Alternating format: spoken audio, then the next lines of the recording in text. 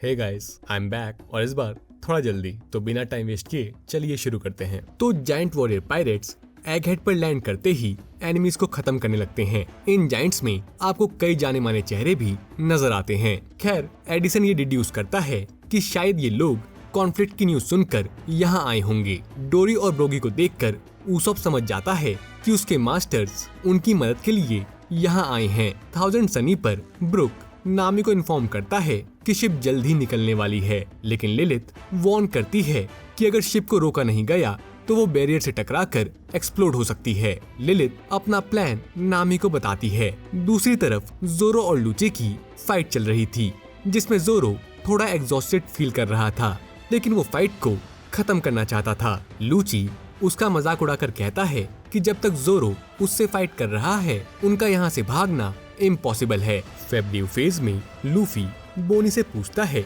कि वो रो क्यों रही है। बोनी बताती है कि लूफी वो इंसान है जिसको वो कब से ढूंढ रही थी। लूफी कंफ्यूज होकर कहता है, मैं तो तुम्हारे सामने ही था, और बोनी से उसके वीक पंच के बारे में पूछता है। बोनी कहती है कि वो लूफी के जैसे रबर पंच मारना चाहती थी और लूफी से वो पंच सीखने की रिक्वेस्ट करती है, जिस पर लूफी एग्री करता है और गोमू गोमू नो डॉन गैटलिंग का इस्तेमाल कर सैटर्न को दूर फेंक देता है। जिसके बाद बोनी वेगापंक को उनके साथ चलने के लिए कहती है, लेकिन वेगापंक मना कर देता है। वेगापंक कहता है कि अगर वो मूव करेगा तो उसकी डेथ हो सकती है।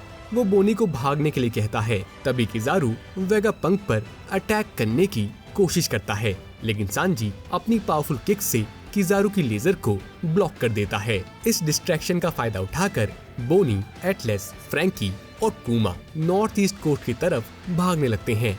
लूफी और सांजी मिलकर किजारू और सैटर्न को हैंडल करने का डिसाइड करते हैं। खैर, जहां सैटर्न क्रैश हुआ था वहां ब्लैकबियर्ड के दो ऑफिसर्स वैन ओगर और कैटरीना डिवॉन टेलीपोर्ट होकर उसके सामने आ जाते हैं। डिवॉन सैटर्न को टच कर कहती है, मिशन अकम्प्लिश्ड। जिन लोगों को नहीं पता, डिवॉन के पास किसी का भी रूप लेने की ताकत है, लेकिन उसके लिए उसे अपने टारगेट को टच करना जरूरी है। सैटर्न शॉक था कि एक लेवल 6 प्रिजनर जैसे कि डिवॉन किसी और की सबऑर्डिनेट कैसे बन सकती है, जिस पर डिवॉन जवाब देती है, ही टीच स्पेशल है। इस बात पर सैटर्न इनडायरेक्टली ब्लैक बियर्ड की स्पेशल लीनियज के बारे में हिंट देता है, जिसके बाद वो दोनों वहां से टेलीपोर्ट हो जाते हैं। लेकिन क्योंकि ऑगर अपनी टेलीपोर्टेशन पावर को पूरी तरह से मास्टर नहीं कर पाया था, वो दोनों आइलैंड के किसी और हिस्से पर टेलीपोर्ट हो जाते हैं। वहां उनका सामना कैरिबो से होता है, जो उन्हें देखते ही उनके सामने गिर जाता है और कहता है, मैं तो हमेशा से ब्लैकबियर्ड पायरेट ज्वाइन करना चाहता था। कैरिबो उनसे रिक्वेस्ट करता है कि वो उसे टीथ से मिलने का एक मौका दें। ऑगर, जो कैरिबो को पहचान लेता है, उस पर शक करते हुए अपनी राइफल उस पर एम करता है। उसके दिमाग में बस एक ही बात चल रही थी, शायद ये टीथ को असैसिनेट करने आया है। कैरिबो अपनी जान की भीख मांगते हुए कहता है, अगर आप मुझे ब्लैकबियर्ड पायरेट्स में शामिल कर लेंगे तो मैं आपको पोसाइडन और प्लूटोन की लोकेशन बता सकता हूँ। एगहेड के कोस्ट पर पैसिफिस्टास अभी भी मरीन फ्लीट्स को भारी डैमेज पहुंचा रहे थे। वाइस एडमिरल्स कंफ्यूज थे कि पैसिफिस्टास को बिना डिस्ट्रॉय किए कैसे रोका जाए। वो डिसाइड करते हैं कि अगर बोनी को ही एलिमिनेट कर दिया जाए तो पैसिफिस्टास उनके कंट्रोल में वापस आ जाएंगे। वाइस एडमिरल टोसा बोनी के ग्रुप का पीछा करते हुए उसे मारने की कोशिश करता है, लेकिन तभी ब्रोगी बीच में आकर उसको अपने पावरफुल अटैक से नॉकआउट कर देता है। ब्रोगी और डोरी अपना इंट्रोडक्शन देते हैं और बताते हैं कि वो स्ट्रॉ हेड पायरेट्स के एलाइज हैं और वो अपने फ्रेंड्स को बचाने के लिए यहाँ आए हैं। बोनी उनसे रिक्वेस्ट करती है कि वो लूफी, सांजी और वेगापंक की हेल्प करें, जो आइलैंड के सेंटर में अभी भी फंसे हुए हैं। ब्रोगी और डोरी उनकी मदद करने का वादा करते हैं और बाकी जायंट वॉरियर पायरेट्स को इंस्ट्रक्शन देते हैं कि वो बोनी और उसके ग्रुप को सेफली नॉर्थ ईस्ट कोस्ट तक पहुंचा दें। वाइस एडमिरल टोसा से कम्युनिकेशन बंद हो जाने के कारण बाकी मरीन समझ जाते हैं कि टोसा को किसी ने हरा दिया है। वो डिसाइड करते हैं कि जायंट्स को रोकने के लिए उन्हें खुद आइलैंड की तरफ बढ़ना पड़ेगा। ब्लूग्रास और डॉल एक मैसिव सी बीस्ट वेपन के ऊपर बैठकर आइलैंड की तरफ जाने लगते हैं। रास्ते में ब्लूग्रास क्यूरियस होकर डॉल से पूछता है, क्या तुमने कभी किसी जायंट से फाइट की है? जिस पर डॉल जवाब देती है, मैंने 20 साल पहले एक जायंट के अंडर सर्व किया था, जो और कोई नहीं बल्कि एडमिरल सॉल था, निको रॉबिन का पुराना दोस्त।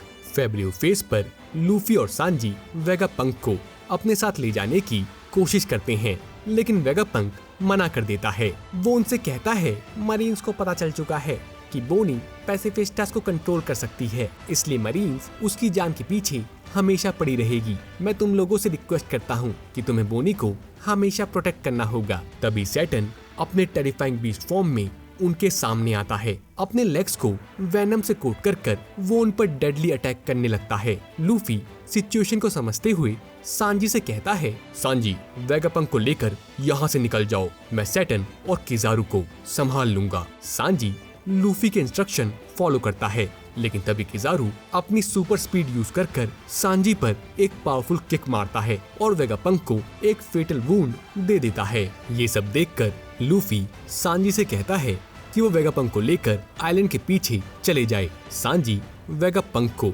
अपने साथ लेकर चला जाता है, लेकिन जाते वक्त वो देखता है कि वेगापंक एक सटल स्माइल कर रहा है। जैसे ही वो दूर जाते हैं, एक हिडन कंप्यूटर सिस्टम एक्टिवेट होता है और वेगापंक की रिकॉर्डिंग दुनिया भर में ब्रॉडकास्ट होने लगती है। रिकॉर्डिंग में हम देखते हैं कि वेगापंक कुछ शॉकिंग ट्रुथ्स रिवील करने वाला है। रिकॉर्डिंग के बिगिनिंग में वेगापंक अर्जेंटली कहता है, ये मैसेज सुनना दुनिया के लिए जरूरी है। तभी शाका उसे इंटरप्ट कर कहता है, सिग्नल रिसीव करने के लिए ऑडियंस को थोड़ा समय मिलना चाहिए।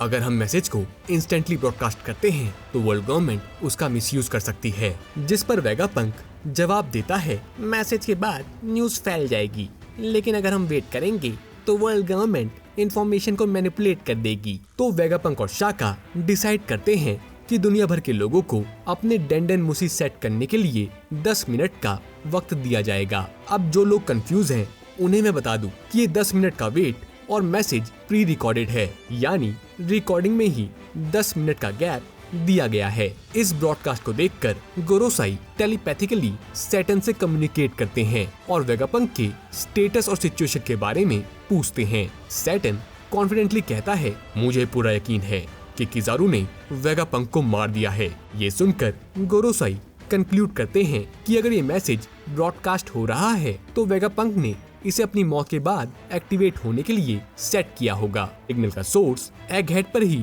कहीं छुपा है। मीनवाइल दुनिया के अलग अलग पार्ट्स में सिविलियंस अपने डेंडन मुशी को वेगापंक के ब्रॉडकास्ट के लिए सेट करते हुए दिखाई देते हैं। एगहेड पर लूफी कॉन्फिडेंटली किजारू और सैटर्न से कहता है, जब तक मेरे सारे दोस्त ये जगह सेफली नहीं छोड़ देते, मैं तुम दोनों को यहीं रोक के रखूंगा। जिसके बाद लूफी अपना गोम गोम नो डॉन सिंबल अटैक करता है, जो इतना पावरफुल होता है कि वो सैटर्न और किजारू को चपटा कर दूर फेंक देता है। किजारू एक मरीन शिप से टकराकर बेहोश हो जाता है, लेकिन सैटर्न तुरंत पलटकर लूफी पर चार्ज करता है। उसी बीच गोरोसाई टेलीपैथिकली सैटर्न को वार्न करते हैं, अभी इस चीज का वक्त नहीं है, हमें वेगापंक के मैसेज को ब्रॉडकास्ट होने से रोकना होगा। सैटर्न उनकी बात मानकर एगहेड के ऊपर 4 मैजिक सर्कल्स समन करने लगता है, जिससे बाकी गोरोसाई आइलैंड पर आ सकें।